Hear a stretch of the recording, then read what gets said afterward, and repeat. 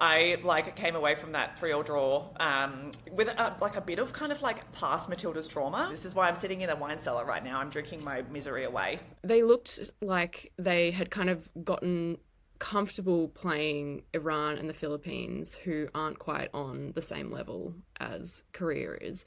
And they just couldn't match it. They were, just hoofing the ball up the field, and against the previous opponents, they could then collect that second ball easily, and they didn't really have to fight for it and go on from there. Whereas here, they would just do that, and then Korea was just taking back possession instantly. And it's kind of the shades of 2022, right? The Matildas beat Indonesia 18-0 in India in the last Asian Cup, and they were sort of smooth sailing, this is great, we're cruising, how good. Then they meet South Korea in the quarterfinal, and suddenly they're faced with a team that actually plays ball, and they're like, oh crap, what do we do now? Especially when some of their centre forwards and strikers and wingers aren't really on their game, as was the case last night. Sam Kerr and Caitlin Ford did hardly anything.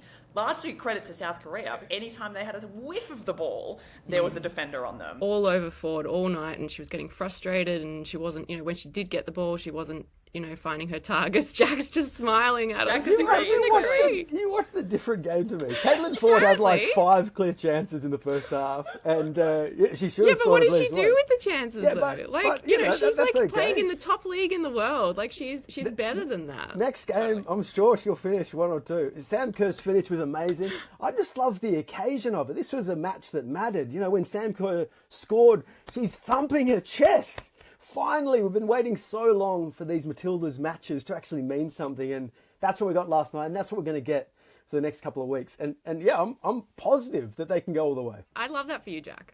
We just want better quality football. Just want better quality football, and I don't want to have to go back to Perth, Jack. This is what's happened. We have to go back to Perth. Perth has already been given so much Matildas in the last 6 months. They don't deserve more. Yeah, it's hard for them as well, right? They've got to travel. It's not a short flight from Sydney where they are now, so that's a disadvantage. Yep, Yeah. different time zone. They lose a whole day of potential recovery as well to travel, which is really hard on players' bodies, as so much research from FIFPro and the PFA have shown air travel is a really big risk factor, particularly in terms of knee injuries. I'm concerned as well in terms of the crowd. The quarterfinal that they're going to be playing is going to be at HBF Park, which is smaller than Optus Stadium, but a lot of folks who flew over for the opening game against the Philippines from the East Coast probably aren't going to do that trek again. If anyone in Perth listening to this right now wants to prove me wrong, show me that your state, your city really does care about the Matildas, I want to see HBF Park pumping. I want to see that stadium full,